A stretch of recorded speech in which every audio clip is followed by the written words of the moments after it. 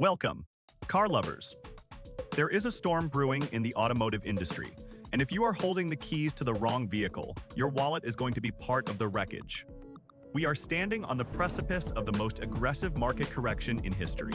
For years, we rode a wave of inflated values and hype, but the tide is going out.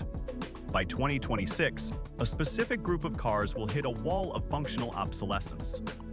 We are talking about infrastructure failures, charging ports that no longer exist, and repair bills that total six-figure luxury machines. These aren't just bad investments, they are financial traps. Today, we are exposing the first 8 cars that are destined to be practically worthless by 2026, and exactly why you need to avoid them. We begin with the most tragic engineering dead end on the modern road, the Toyota Mirai. This car was sold as the hydrogen dream, but it has become a logistical nightmare. The Mirai is a well-engineered car attached to a broken reality. Its value is plummeting to zero because the infrastructure required to run it is literally disappearing. In major markets like California, energy giants like Shell have permanently shuttered their hydrogen filling stations. We are seeing owners who bought these cars for nearly $60,000, unable to sell them for even $10,000 today. The depreciation curve is vertical. By 2026, as the remaining stations face maintenance backlogs and hydrogen fuel costs hover around $200 to fill a single tank. The Mirai will not just be cheap, it will be unusable. You cannot drive a car, you cannot fuel. The complimentary fuel cards Toyota provided are expiring. And once you are paying out of pocket, the cost per mile is astronomically higher than a gas V8. This creates a vehicle with zero demand. By 2026, the Mirai will be a museum piece, and the used market value will effectively be scrap value, because a car without fuel is just a heavy paperweight. Verdict: broken infrastructure guarantees zero resale value. From the failure of fueling infrastructure, we move to the failure of charging standards with the Nissan Leaf. The Leaf deserves respect for starting the modern EV revolution. But in the ruthless used car market of 2026, history does not equal value. The Leaf committed a fatal error by sticking with the CHAdeMO charging standard, while the entire rest of the world moved to CCS, and now the Tesla NAC standard.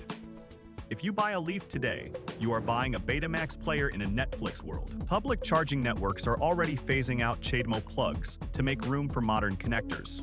By 2026, finding a fast charger for a Leaf will be a scavenger hunt, leaving you tethered to home charging only. Beyond the plug, the Leaf relies on air-cooled battery thermal management. Unlike every modern EV that uses liquid cooling to keep the battery stable, the Leaf's battery cooks itself in the summer and freezes in the winter. This thermal stress leads to rapid degradation. A used Leaf in 2026 will likely have a severely diminished range, and with no easy way to charge it on the go, it becomes a city-only runabout with zero versatility. Buyers will look at the degrading battery and obsolete port and simply walk away. Verdict: obsolete plug and degrading battery make this a bad investment. While the Leaf suffers from old standards, the original Audi e-tron SUV suffers from the German luxury trap, amplified by electrification. I am referring to the original model, not the updated Q8 e-tron. This vehicle is a prime example of first-generation technology aging poorly. When Audi built this, they played it safe, using a massive heavy chassis and a large battery buffer. The result is a vehicle that struggles to hit 200 miles of real-world range while consuming electricity at a prodigious rate.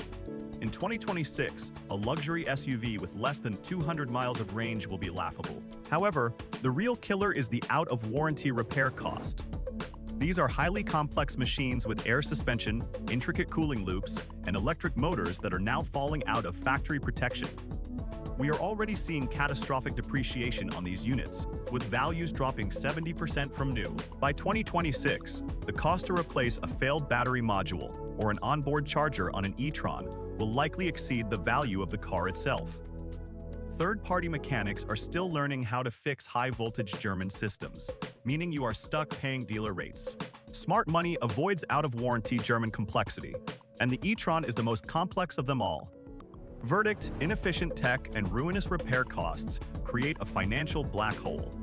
That brings us to the segment of overpromised tech led by the Mercedes-Benz EQS SUV. Mercedes attempted to redefine luxury with this car, but the market has rejected it violently.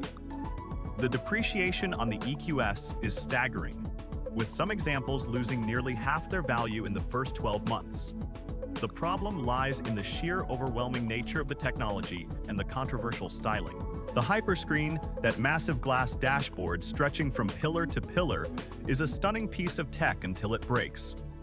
In 2026, when these cars are out of warranty, a screen failure could be a $10,000 repair bill. If the screen goes dark, the car is effectively bricked. Furthermore, the brake pedal in the EQS physically moves on its own, due to the regeneration system, a feature that unnerves drivers and feels unnatural. The used market craves reliability and familiarity. The EQS offers neither. It is a spaceship that no one knows how to fly. When the software updates stop and the sensors start failing, this six-figure flagship will be trading for pennies on the dollar because the maintenance risk is simply too high for the average buyer. Verdict: massive depreciation and ticking time bomb tech. The same fate awaits its smaller sibling, the Mercedes-Benz EQE. The sedan market is already shrinking, but the EQE suffers from a profound identity crisis. It looks almost identical to the EQS, but offers less space and prestige. It suffers from the same rapid depreciation curve because Mercedes flooded the market with lease deals to move metal. Now, those leases are ending. The market is being deluged with used EQE sedans that nobody wants to buy. It is a car with cramped rear seating, questionable brake feel, and a design that lacks the presence of the traditional E-Class.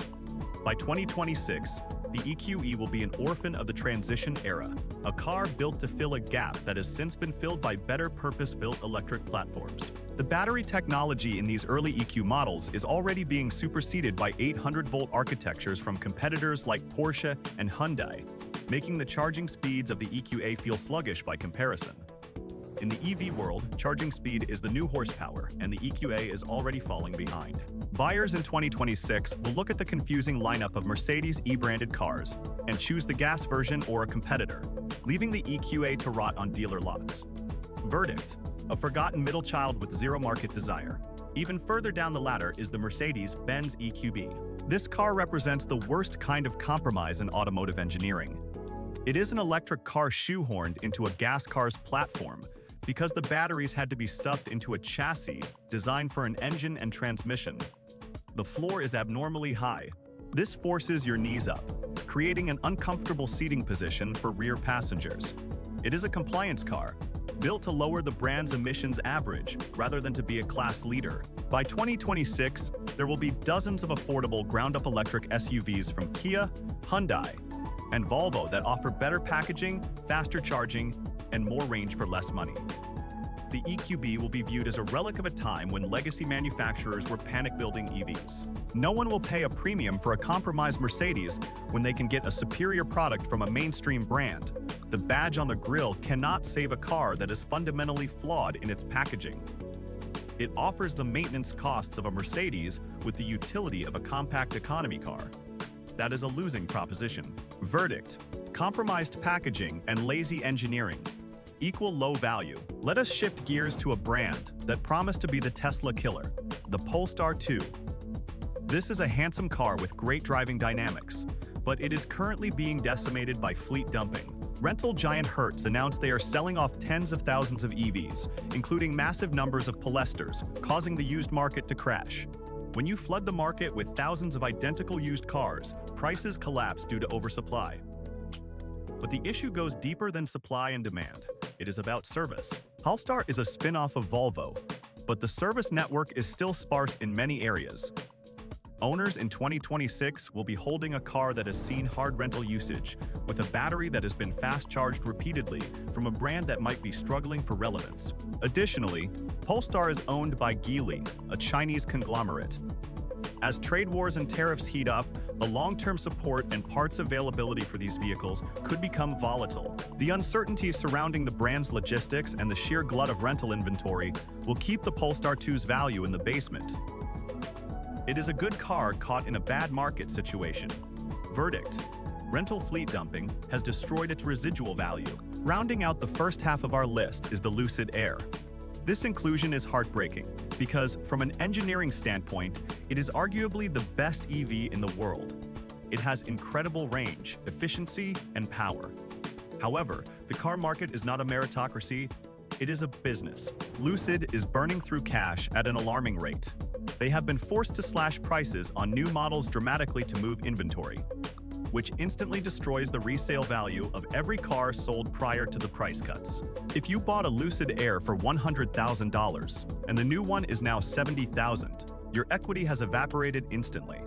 By 2026, the fear will be about the company's survival. If Lucid faces bankruptcy or acquisition, used buyers will be terrified of buying an orphan car. A high-tech vehicle that cannot phone home to the server for updates is useless. This fear factor will drive the value of the Lucid Air down to levels that do not reflect its performance, but rather its risk. Buyers want security, and a startup facing financial headwinds cannot offer that. The risk of holding an unsupported vehicle will force prices into the ground. Verdict: incredible tech, but the company risk makes it unownable. That covers the first 8 cars that are heading for a valuation cliff.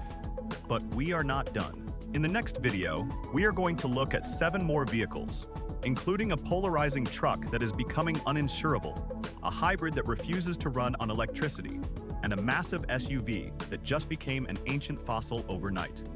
You do not want to miss that list. Subscribe now so you don't get stuck with a worthless asset. Drive smart.